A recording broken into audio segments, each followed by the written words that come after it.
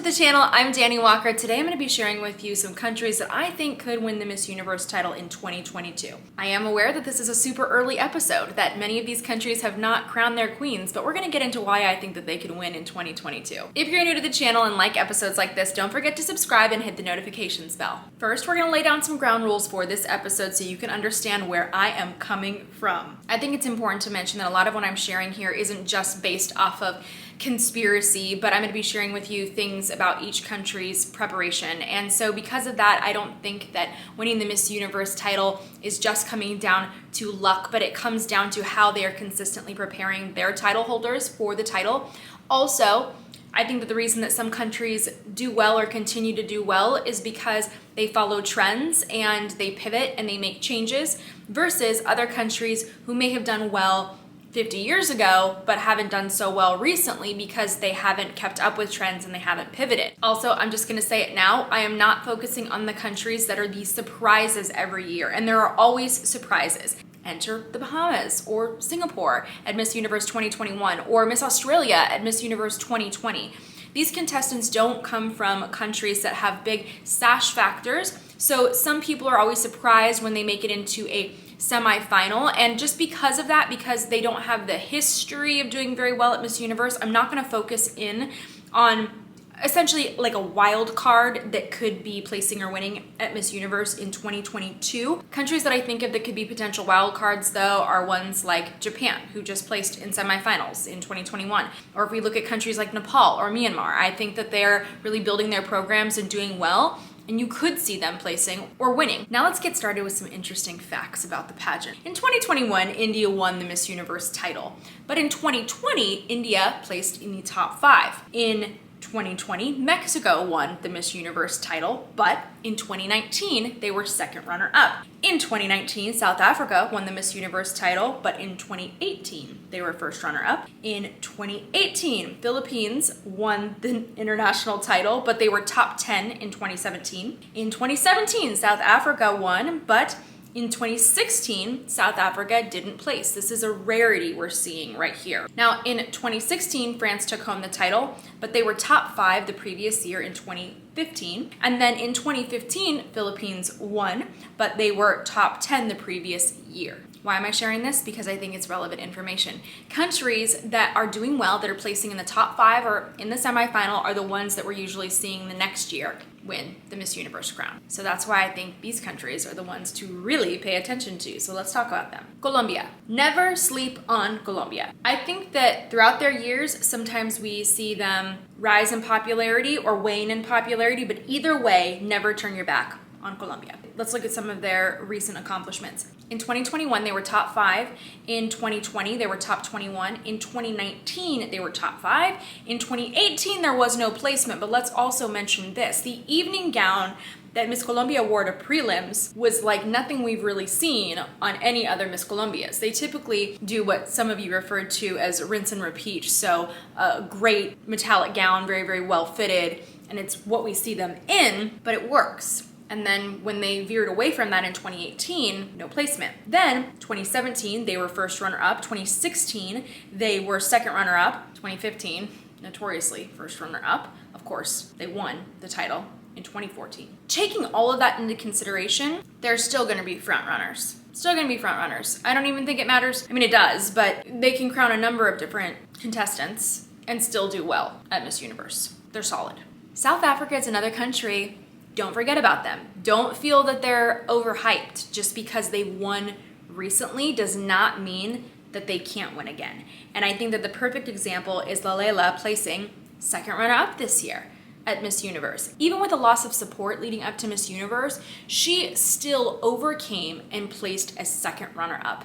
Incredible. Also, let's not forget, they won in 2019 and they won in 2017. But they really have not let up on their preparation for their contestants for Miss Universe. Even if people don't think that they have that potential to place again, South Africa is proving them wrong. So they could see a winner. Thailand is the country that to me is just hungry for a crown. They've actually had 2 Miss Universe winners, one in 1965 and one in 1988. So it's been a while. And since then, they have placed a lot. And they've had a lot of great queens.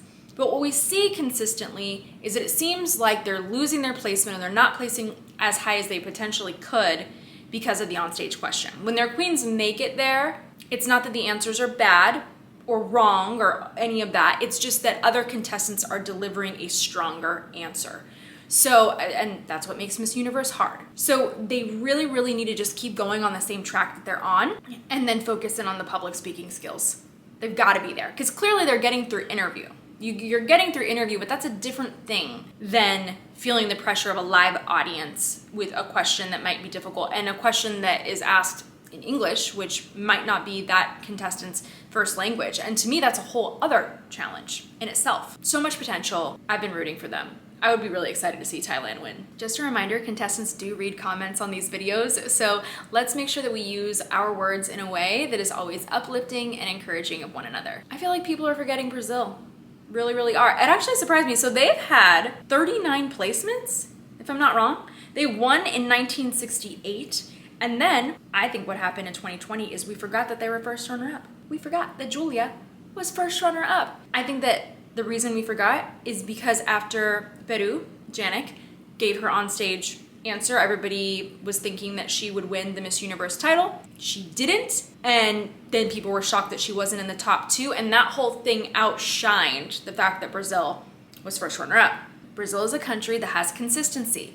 Also, depending on the queen, they can get a lot of support. So the last one I would say that was really, really supported and promoted was Julia Horta. And she represented Brazil in 2019. She was special because she already was seen as an influencer in the country.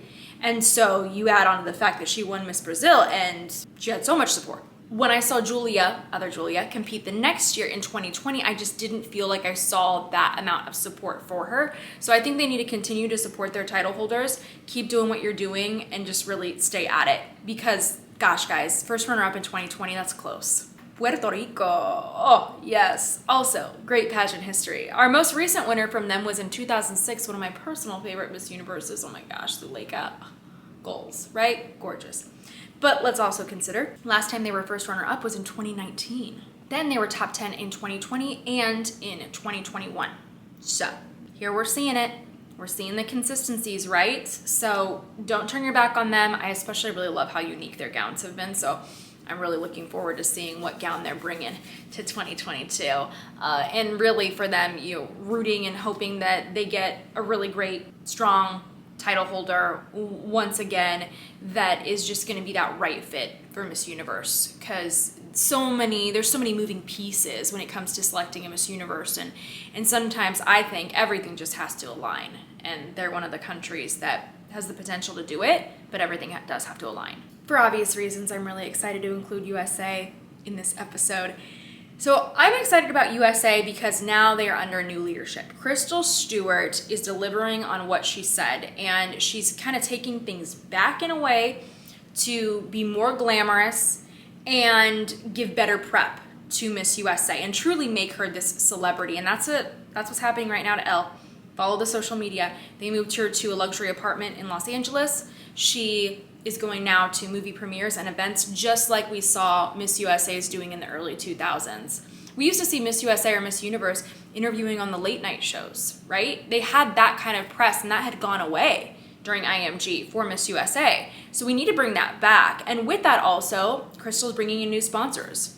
Main one for gown, Michael Cinco. I'm not sure he's still sponsoring for this upcoming year, but regardless, great designer, and that just speaks to the quality that Crystal is now putting into the title holders that I think we're going to continue to see. So I am very excited for what is coming for USA. Somebody tell me what in the world is going on with Spain. Their last placement was in 2017 when Sofia placed for the finals. Also, I love Sofia. We went to Miami and she's just such a sweetheart. I plan on actually visiting Spain to go hang out with her, so look out for that vlog. They have had gorgeous queens. They were first runner-up in 2013. Then in 2014, they were also top 10. Since then, though, I've seen some really beautiful Miss Spain contestants that have also had some great performances, but no placement.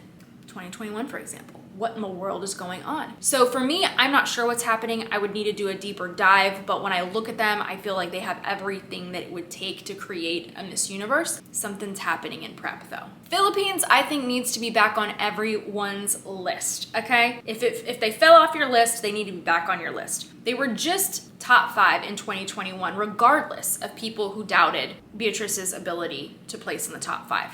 Obviously, the year before and the year before that, they were not in the top 5, but they still placed in the semifinals. Year prior to that, 2018, won the crown, and then obviously we know 2015, won the crown. But they have been consistently placing, and that's why I just don't think they should really ever be off your radar, especially right now, especially in the way that they are preparing their title holders, because they have been so consistent. Even if you feel like, oh, Philippines is overhyped or any of those things, they got the placements to back it up. So be on the lookout. They could have another winner very soon. Indonesia, I'm very excited to talk about right now and include in this episode. Actually, I talked about them in another recent episode. Indonesia is interesting because they have never won a Miss Universe crown, but I feel like they're getting closer. In 2021, they didn't compete, but in 2020, they placed in the top 21.